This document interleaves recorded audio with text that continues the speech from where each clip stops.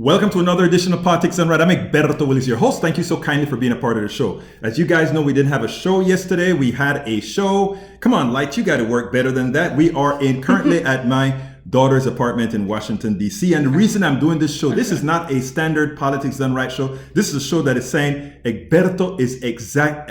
I am thankful, first of all, to our entire environment of people, both my Politics Done Right family, my direct family, my family of friends, of everybody, for the support that I've got. This beautiful young lady is my daughter. Hi. And I had to fly up out here because come on, Light, work for me. Because there we go. The light's getting better. I'm being goofy, I'm sorry. on Saturday, I get a call from my daughter that said, "Dad, I'm in the ER. I am bleeding in my brain." You know how that feels for a father.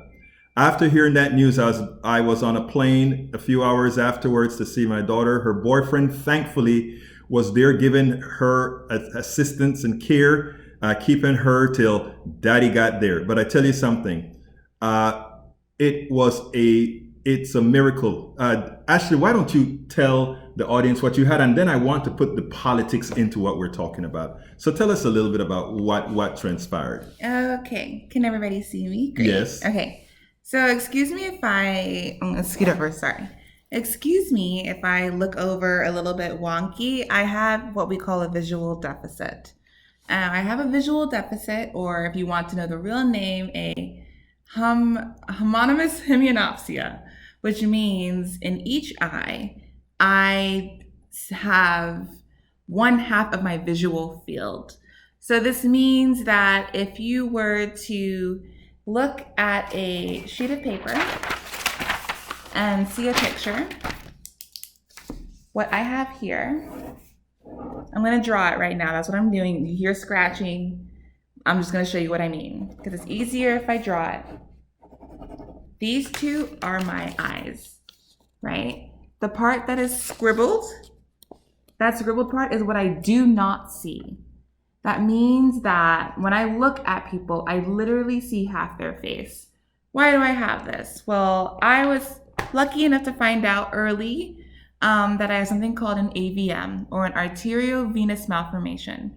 What this means is that my arteries and veins formed a cluster around a structure in my brain, and in your brain too, called a thalamus.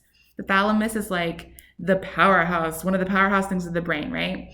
It controls and modulates is the better word. It modulates. She's a third-year medical student, so we are going to try to understand what she's saying. She's going to be simple, though. She knows how to explain. Yeah, so the thing is this. My thalamus, your thalamus, everybody's thalamus, it controls kind of keeps in check what your brain's trying to tell your body and what the body's trying to tell the brain. It's like a mind-body connection. So I call like the thalamus kind of like a mini mission control, like Houston. Okay, so let's call it thalamus Houston. So I have this huge cluster of arteries and veins that are communicating with each other around my Houston in my brain. We don't all know, but a lot of times we don't want arteries and veins communicating that much with each other, because arteries have a lot of oxygen and veins do not. Veins take the deoxygenated blood, or blood that doesn't have a lot of oxygen, to the heart, and arteries take it away from the heart to supply the rest of the body. And it does that all throughout the body. And in my brain, I have literally a cluster. I wish I could show you the picture, but it's a cluster. It looks like a knob, like a bag of worms around my thalamus that are twisted and tied. Well, because they're twisted and tied, it makes some of that tissue that the vessels are made out of kind of weak. And because I also have another thing called hypertension that is wonderfully inherited from this guy, and my mom, it made me more likely for an event to happen, and the event being a burst of a vessel, which we called a hemorrhagic stroke. So when you hear stroke, you're like, oh, they have a stroke. There's two kinds of strokes. Embolytic, which means there's something plugged, which means there's a part of your brain that doesn't get oxygen. Then you have my stroke, hemorrhagic, where something bursts and blood goes out. Luckily, the blood that I have was not that much. It was like a little bloop, and it caused irritation in the fibers called the optic radiations in my head that irritated my eye nerves and it stopped me from seeing half people's faces. Now, this is supposed to go away with time and with therapy and with work, and with positivity, which actually is a real thing. Positivity is medically proven to help. Just putting that out there. So yeah, and I'm super, super, super, super lucky. Like how my aunt says, who's another doctor. My aunt told me, my tia, said that imagine if I was like in an airplane, right? Where simply a change in pressure. Let's say I had high blood pressure on an airplane with a change in pressure. That could have been a rupture. And then today, I recently heard that one of my friend's friend also has an AVM, arterial venous, what I have. And she also had a stroke at my age, right? I'm 28. So it's not very common, but it happens. And she lost function of her motor. That means she can't walk anymore. So I am extremely lucky that my only deficit is my vision. I'm cognitively intact, which means I can think, I can do math. I know this is my dad. I know what day of the week it is. I know who the president is, unfortunately. Like, I have those things intact. I can move my limbs. You know, those things are super, super important. And I'm very, very grateful that happened. But it was very, very scary because it did come on suddenly. So what I would end with is don't take any little change in your health frivolously. So don't think like, oh, it's a little hypertension. A little hypertension is the silent killer of literally everyone. And so watch your diet, watch your health, exercise, do what you need to do. Because even if I had done that and my blood pressure was good, it could have happened later on down the line. They told me that this problem is usually in people who are in their 60s.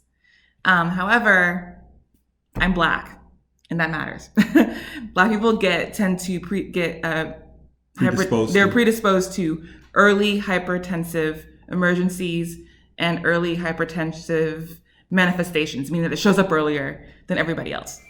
But look, I said I wanted to take this political, not necessarily with her, because like she's a medical school student, they have to be politically neutral, all that good stuff. But Sure well, do. not really politically neutral, but they have to be sensitive with the way they say certain things. But I tell you something, we are blessed in that my daughter is at Howard University in DC, and they had health care. All the med students get health care. And had she gone into that emergency room and been like, let's say, a large percentage of people, and if it weren't the emergency room of the university that she went to, there's a good possibility that had she presented anywhere else, she would have had massive problems getting first taken seriously based on how she had looked then. But it is so important when we sit down and talk about Medicare for all, when we sit down and talk about my daughter, yes, it's great that she got that, but it is essential that she came out of this in this state. I can say, oh my God, great, this is my daughter, and it turned out fine so far, and we are going to make sure to work with her so that she keeps her blood pressure down, so that she keeps her stress level down, and so that she's not as sometimes forceful like her daddy is. But my point here is this. Every American citizen, every single one, should have the outcome my daughter had. Every single American is due that. And for those Trump supporters and all those that are standing against Medicare for all of you, if you know how I felt on that airplane waiting 10 hours before I could see my daughter's face. 10 hours. Because think about knowing that instead of 10 hours going to somebody getting care, 10 hours going to somebody who's going to die. So, folks, the reason I asked my daughter to do this with me, and it's because I am starting to tell real stories. Last month, we lost our mother-in-law, her grandmother, to a stroke. Her grandmother had a stroke during dinner on Christmas at her home. When she had her stroke and stopped talking, Ashley, the medical third-year medical student that she is, diagnosed her grandmother, checking pupil dilations and much more to say, yes, Dad, she had a stroke. She went into the hospital with Medicare, the old style Medicare. And we watch the private hospital system pilfer her. We watch the private healthcare system under Medicare take advantage of a woman that was dying. And 3 weeks later, we have my daughter presented with, look, we need a better solution in healthcare in this country, Medicare for all. This is not something that we can just talk about and decide about and wait 5 years for and decide that just maybe because we don't want this democratic socialist or this socialist woman or whatever you want to call them to be a part of to run a country, that you are going to put the lives of your friends, your families, your daughters, your daddies, your granddaughters, your sons, your cousins, and everybody at risk. It just isn't right. I am so thankful to have my daughter here with me. I've been here since Saturday in DC. I did a rerun on Politics Done Right, a couple of shows. This one I wanted to do live, but we have to go to therapy in a few times. So some of this is going to be pre-recorded. But folks, I want you to share this. This is so very important. This is no joke. This is serious. So anyhow, we are going to change the subject, but I want to thank, before I leave, I want to thank my Politics Done Right family. All of you that are subscribers, all of you that are donors, all of you that make this happen, I want to thank you so kindly. I want to thank our family and friends who were the ones who supported me when I was in mentally dire strait, knowing my baby was in trouble. I want to thank, come on back. I want to thank you all for all that you've done. And friends, families, acquaintances, those on Facebook, love you all. But remember this, we have to start thinking about each other. We have to start thinking about all our healthcare, our well-being, and much more. We have to be our brother's keeper. I am your brother. Ashley is your sister. We are family. And once we start to act like that as a people, we can move forward as a country. I want to show you the kind of condition, the kind of healthcare system that we have today, even with Obamacare. The truth of the matter is, public option, the thing that they fought much against, is not going to work. And all we really need to work and all strive for right now is a policy that makes sure everyone gets covered. Listen to this story from Oleg as far as what he is going through to get health care. As somebody who voted for Trump, somebody who wanted to have nothing with socialized medicine, nothing with Medicare for all, nothing with Obamacare. Listen to this now. Oleg, you work on homes. You've always been self-employed. Yes. You always been take care of yourself. You always paid your taxes. Yes. You've always did everything yourself. Every day. Exactly. Yes. Now, you had a health scare recently. Yes. What happened? Getting older, I got scared because I had I born with a defective mitral valve, and I didn't pay attention for years until I got a little older, and all of a sudden I got out of breath. Couldn't breathe, so I went to hospital. Now, you're a solid red Republican, aren't you? Well, put it this way, I'm a fair Republican. Right. Not ultra-conservative. Right. Or not ultra-crazy nuts. There was a time, if I remember talking to you, that you weren't necessarily into Obama, but now you're telling me, wow, thank God for Obamacare. Like I said, if I could meet President Obama today, I would kiss his in the butt. Because thank for him that we have Obamacare, and thank God that most of us qualify, and I don't make millions of dollars. Otherwise, I don't know what I would do. I would just go and shoot myself because nobody want to touch me. I applied to at least 20 different insurance companies, from Aetna to some unknown insurance company who doesn't, not even on the map. And every one of them, first question was, did you have a pre-existing condition? Yes, I had. Okay, we'll call you. Never called you. Never called me back. Even though that's illegal now. Exactly. They're supposed to technically take it, but they don't care. And one of them said, I almost fill up an application. They want my money to draw in, and then they said, underwriter did not approve me. Right. Why? I didn't have a heart attack. I'm not vegetable. I don't Right. have anything else but a little battery rail replacement. Why is that supposed? And half of this country work with the high blood pressure. So this is private insurance that you're trying to get. You're trying to get private insurance. I was trying to get. So but then, nobody wants that. well, no, as a Republican, I imagine that you would definitely support Medicare for all where you can't. No, I support Obamacare. I support some kind of help. Right. Or fair medication, or fair medical treatment, or fair medical help. Isn't that Medicare for all? No, I don't want a Medicare for all. Well, why is it that you don't? Obamacare is helping us as by the law, okay, to people who cannot afford it. What is it about Medicare for all that you don't want? I don't think government can afford for all. Then we would be a Canada or England, because I know. And isn't the question about that? Isn't Canadian medicine better than American medicine? Though, I mean, if you were in Canada, wouldn't you have gotten taken care of? A medical quality. Uh-huh. The question when you get that quality. But do you know that if you were actually sick and needed care in Canada or UK, you get it right away? Not if you're in an emergency situation. Emergency, anybody available. I can go to emergency today. Right. It can only help me so much. But again, don't you think that I mean, first of all, the things that they talk about, it takes a long wait is not true, first of all. That's not true. I've tested it. I had some relatives that live in Canada with my ex-wife, and they had to go to Florida for treatment for cancer and some other stuff. Why?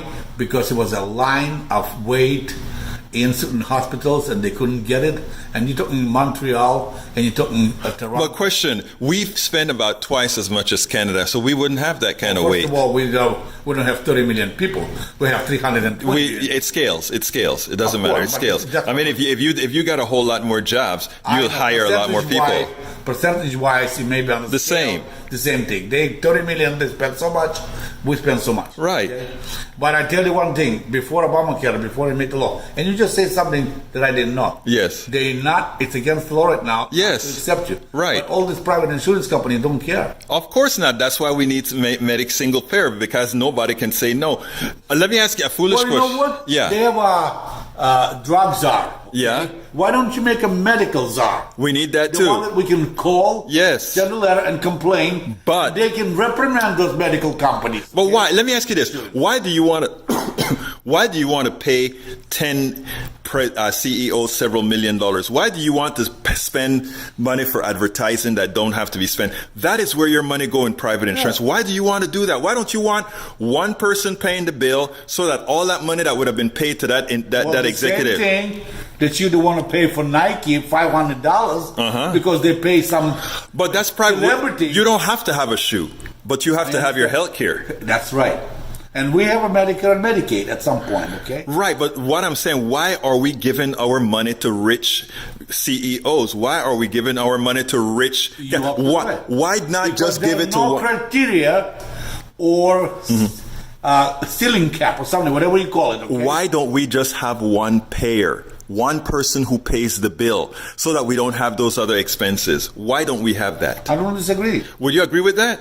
Yeah, I agree. That's Medicare for all. Yeah, yes. That is Perhaps. Now, if that is Medicare for all, do you want Medicare for all? If that is it. Insurance company are a stock company, okay? They Yes. stockholders. So my question to you And again. by the way, what I'm telling you, Yes. okay, you have to be right. Yes. They got a CEO on top of CEO on top of CEO. Right, that has to get paid a millions. Yes, they have a huge benefit. They have Right. good stuff. They have a French benefit, you name it. Right. And what do they do exactly? Nothing. What do they do? Nothing. Every 2 years, they change him, they kick him out. And they pay a bill. That's right. So my question to you again, Oleg, I think if you get rid of your ideology, you would agree with me that Medicare for all is the only thing for healthcare. I'm not talking about Let me put it this Nike. way. As far as I'm concerned, and I'm almost senior citizen. Yes, right sir. now, I actually senior. Yes. And I'm already collecting Social Security. Yes. Here's my input on that stuff. Yes. Okay. Screw all other unnecessary expensive, from military bullshit to other crap and everything else, and put for people's health. So, Oleg, We work. Excuse me. I work for 45 years. Yes, you did. 40 years. I pay taxes, I pay. What do you call this? Medicaid, No. Social Security, Social Security. I pay Social Security and Medicare. and Medicare and everything else. And what do I get? I have to wait until 70 to get so much. So, again, if I can break you from your ideology, you would agree with me that Medicare for all is the Yes, answer. I probably agree 100%. Yes. So that's Because all I medical, since I got sick and since I've got a little older, you know, you gotta change your point of view. Thank to you. The point when people deserve more than they get it right now. Thank you, sir. And government should care more for people than care for tchotchkes and crap and everything else. Gracias, amigo. And you know what? For a lot of those who really don't know what we're talking about, I interviewed Dr. America recently at one of the conventions I attended, the Netroots convention. Here in his words, why it is imperative that we make the transformational change now to Medicare for All. Welcome back to Politics Done Right. Politics Done Right made a promise. We were going to be talking Medicare for all ad nauseum. And the reason why is because there are those opposers out there who are opposing it for reasons other than your health, right, for reasons other than what is best for you. Yep. So today I'm with Dr. America. And by the way, Dr. America was that guy that you saw on stage with Bernie Sanders and I think with Jayapal as well for the Medicare for All bill. His name is Sanjeev K. Sriram. He's a medical doctor. He knows what he's talking about. And I think today we are going to have a great talk. Please listen. Please share. This is existential. Your life depends on it. That's right. Dr. Sriram. Good to be back. I mean, it's great having you. It's great. It's been wonderful watching your tweets. Oh, thank you. Okay, because they are important. They were informative. There are times that I got it and I said, I guess I need to go do that now. So thank you for what you're doing for the movement. Thank you. Please explain to us again. Look, what we've learned is that repetition is important. Yeah. So what I'd like you to do, in short, is to first tell our audience what is Medicare for All. Okay. So Medicare for All is a new way of paying for healthcare. It does not change what your doctor will be doing for you when you have an illness or when you want a checkup or when you need help. The healthcare that you're getting is going to stay the same because that's science, it's medicine, it's, we go to school, we have training, we are going to follow those ethics and practice that science. What is going to change with Medicare for All is how we pay for the services and what we prioritize in our financing of healthcare. So right now when you go to the doctor, your doctor's office has a ton of fragmentation with their pay. You've got doctors who have to, contract with insurance companies, with Medicaid, with Medicare. They have to, figure out whether they're going to take cash payments from patients who are uninsured. And then every year, the insurance industry will change contracts. And the doctors will kind of have to look at those contracts again to decide, you know what, I can't work with this insurance company anymore. And that's how actually a lot of Americans end up losing the doctor that they really like. Right. It's not because of anything that the ACA did. It has nothing to do with what any politician did. It's that the insurance company keeps messing around with their relationships and contracts with doctors. And so doctors slip in and out of network. And so that's what is messing up a lot of what patients experience at the doctor's office. So what Medicare for All does is that it tells the doctors, focus on taking care of patients, not paperwork. Mm-hmm. We're going to pay you properly, on time, for the work that you do. You are not going to be wasting time haggling with the insurance industry to get paid for work that you have already done. Right. That's actually something that I keep repeating to my medical colleagues is that, for those who have hesitations about joining the Medicare for All movement, I tell them the average American doctor is losing 3 weeks of every year to fighting with insurance companies to get paid for work that they have already done. Right. That is 3 weeks that no patient is getting healthier. No doctor is making money off of that. The only person getting richer during those 3 weeks The insurance executives. is the insurance executives. It has nothing to do with healthcare. public health or making patients' lives better. And so that is what we have the opportunity to dismantle.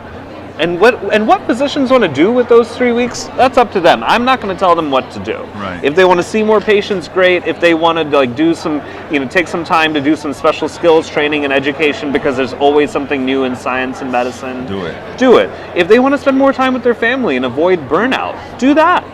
But there are so many different things that you can be doing as a Right, doctor with right, 3 right. weeks that is better than fighting with the insurance company. And so that's what's in it for physicians when it comes to, being in Medicare for all. For patients, right now, when a patient in America wants to figure out healthcare, like how am I going to go to the doctor? Right. They have to clear so many hurdles, right? Well, what do you make? Well, how much money do you earn? Where do you live? Because depending on what state you're in, your state may have expanded Medicaid or not expanded Medicaid. Plus, your insurance decides what networks they're going to work with, city by city, state by state. Oftentimes they're going to ask, "Are you a citizen? Who do you Right. look? What do you look Right, like?" I right. mean, a lot of these questions, instead of just answering the person's question of, "Here's the address for your local doctor's office. Now let's help you figure out a way to get there." Exactly. That's what Medicare for All is going to be for us when we actually build this thing. No, and there's no reason for that. I mean, they like to promote the word competition. The reason we want several insurance companies is we want competition. I think that's the worst argument in that they're assuming that paying a bill is a product. Right. How do we dispel that notion that paying a bill isn't the product? Right. I mean, and also let's also dispel the notion of competition, right? Right. Because a lot of these insurance companies have, when I started medical school, there was maybe the top 12 insurance companies. That became the top 10, then the top 8, and now we're down to 5 insurance companies Wow. because of mergers. These guys, these are huge corporations. They care about their dividends. They care about their shareholders. And they care about merging and increasing market power for profits. Nowhere in any of that does patients or healthcare actually fit into their priorities. Again, the reality is, and please tell me, there's not, insurance companies, the only service that they provide really is to manage risk. And if you have one risk pool, there's no risk to manage, right? Right. So what they're really also trying to do is that the way that an insurance company makes Right. money is by denying you care. Right. Because they every month that you pay premiums, they want to hold on to every single one of those dollars. Right.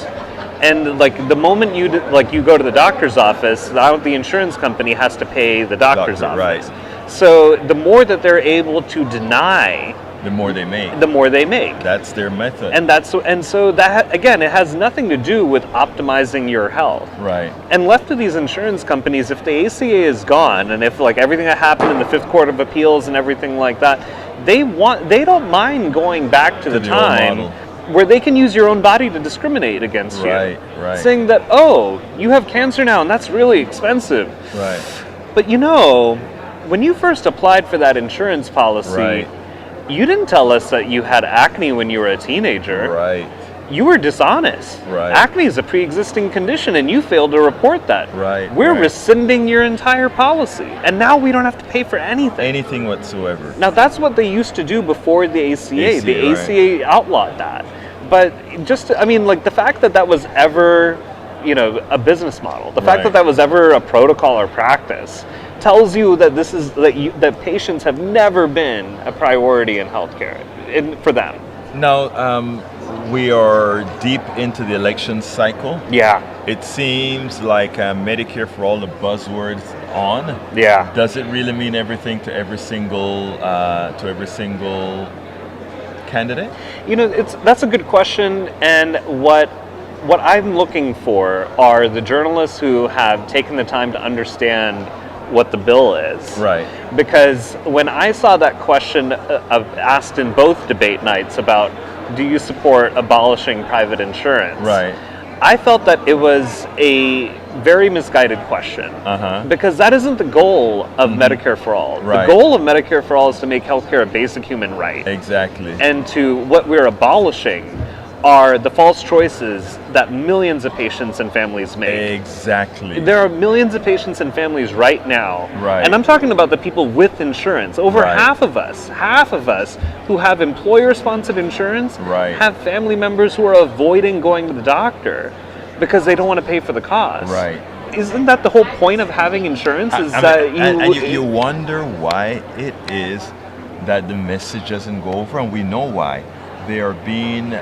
We get mixed messages Yeah. from corporate, the Partnership for America's healthcare future. Okay. Yeah. They have psychologically well-designed ads like the Lucy. Remember the Yeah, it's the Lucy and Mary or Louise. yeah, The yeah, old yeah, Louise yeah. commercials. Yeah. I try to tell them, oh, you're going to lose your coverage. You're Right. going to lose this. Right. Now, what I really think we need is a lot of doctors in their white coats coming out of the weeds and saying we would be much more efficient without Right. this healthcare company, Right. the health insurance industry. Right. I mean, it's 3 weeks of the year that we would be spending with our patients, that we would be becoming better at what we do. Right. I think I asked you this question before, but why is it that more doctors we don't find supporting the So, I mean, Medicare doctors are as vulnerable to the messaging of industry as Right. anybody else, right? Right. I mean, like, Right. doctors like to kid themselves that, oh, pharma doesn't, have an effect on, like, what I Right. prescribe, and the insurance industry doesn't have a grip on me. But then you turn around and look at, like, what are the top 10 most prescribed drugs in America? It's the one- top 10 that are most marketed, right? Sure. So, it's sort of like, I mean... Correlation. Right. I mean, like, physicians are no different, or, like, they're not that much smarter than Right, the average right. American when it comes to handling how industry, deals with propaganda and all of that. Right. And so, as physicians, we have to really be honest with ourselves about those 3 weeks that we lose every year. That's money that is lost, $83,000 per physician practice. Right, right. So whenever people say that, oh, like, I can't survive on Medicare rates, what I tell them is that, like, right now the insurance industry has tricked you into thinking that they are paying you more. Right. But the moment you have to pick up the phone to haggle with them over getting paid, you're losing money. Right. And so your pay is being lost, and your time and effort is being lost on paperwork when it should be with patients. Right. Isn't that why we all went to medical school? Yes, And so these are the conversations that we have to be having as physicians. We have to be, like, reconnecting with what is it that made us want to do this work in the first place. And honestly, the future of the country really does depend on us creating a more sustainable healthcare system. Exactly. Because, I'm sure that that the majority of this country will be minority. Yes, and pretty darn soon, in the next 30 years or so. It's actually much sooner than that. As a pediatrician, I can tell you that our child population, so babies under age 1, became majority minority in 2011. That was the first year that Really? babies under age 1 became majority minority. Wow. Well, since the arrival of imperialism, Right, but right, like right. I mean, but Yes. but then, like, in the 2014-2015 school year was the first school year in public schools where minority students outnumbered white students. I didn't know that. Next year, 2020, is the first year that everybody under the age of 18 will come from a minority community. Wow. So we are rapidly becoming a majority-minority country. It's No not wo- some distant milestone. No It's wonder. happening now. No wonder Trump is freaking out. Oh, of course, right? But the thing is that a lot of these kids, like, they are also dealing, like, not only are they dealing with racial inequality, they're dealing with income inequality. Right. The two are, like, so tightly And linked. With that inequality also comes health inequality. Right, because they can't afford any of what the Exactly. insurance company is charging them. Exactly. I have patients where they are graduating out of my practice. Right. I see people who are, At like, 18, about, right? well, actually till mid-college. Okay.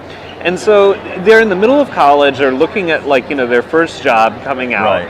And I have had patients say that I can't take a job in a southern state, even though it would be a great opportunity, because I need Medicaid coverage. And so they're going to go for, they're cutting themselves out of a potential really great job opportunity because they have to look after their health. And many times these are the people who vote for those guys. And the scary thing of it is that, if we don't tell the truth to ourselves, Right. this is going to become a healthcare system that really reflects apartheid. Exactly. Where if you are white and wealthy, you get to be healthy. And if you are not, then you are not just poor, but you are sick and poor. Right. Well, let me ask you, what do you think about Jayapal's bill, Representative Jayapal's I'm bill? a strong supporter of Congresswoman Jayapal's bill. And how do you think it compared to what was formerly HR 676, which is now something else?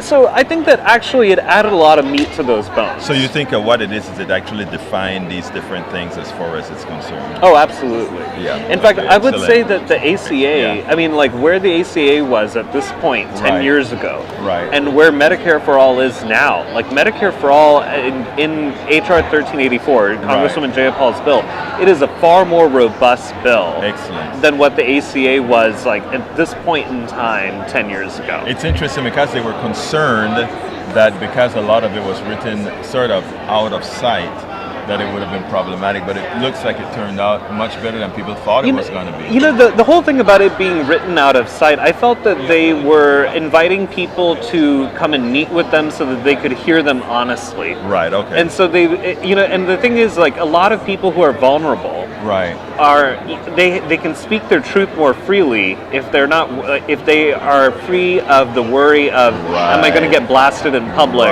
for speaking about the truth of my vulnerability. Right. And I feel like the bill right now, it reflects a lot of listening that has happened from one community after another after another. Like the disability community did a powerful job of making sure that there are provisions that allow our brothers and sisters with disabilities to get services at home in their communities and not be institutionalized. And that's in the Medicare for All bill. Did I hear that we're one vote away? So we are Democratic vote away? We are one Democratic vote away from having half of all the Democrats in the House co-sponsoring Medicare And for when All. that occurs? And when that occurs, it'll be a lot harder for the House leadership to deny hearings, to eventually bring this bill to the floor of the House for a vote. Because what I love telling people is that we want to move the Medicare for All curious to Medicare for All committed. Exactly. I had two Medicare for guys from the Nurses Union come and talk about that. Now, in closing, give me a direction. Yeah, so August recess, okay? So Congress takes a recess in August, and they go back home to their districts and states where they have town hall meetings, and they meet with their constituents. It is a great time to talk to them about Medicare for All. If your representative is already a supporter, great. But remind them that this is a racial justice issue. 59% of America's uninsured are minorities. And so we need Medicare for All as a racial justice initiative just as much as we need it for health, social justice, health justice. Right. And so, it builds a sense of urgency in a supporter to to help them reaffirm their allegiance to Medicare for All. For those who are, like I was saying before, curious but not yet committed, it's a great time to meet with them and talk about, well, what do the current uninsured look like in your community? Bring those stories, talk about that vulnerability, that pain, and what Medicare for All can do. And for those who are opposed, let them know that, 2020 is an election year. Right. Time is ticking. And that we'll take care of them then. That's right. Dr. Shriram, did I say that right? That's right. Thank you so kindly, Dr. America, for being with us. Absolutely, thank you. And by next year, we hope to meet where we're going to be even more positive. On Yeah, then we're going to be talking about how we're going to fight the Senate to get this thing passed there. Exactly. Thank you so kindly for being with me. Oh, yeah, thank you. Now, I hope you enjoyed that. Thank you so kindly for listening to one more edition of Politics Done Right. This one was done sort of outside of the norms because I'm in Washington, DC taking care of some business. But folks, do remember, Medicare for All. My name is Egberto Willies, and you know how I end this baby. I am what? Out!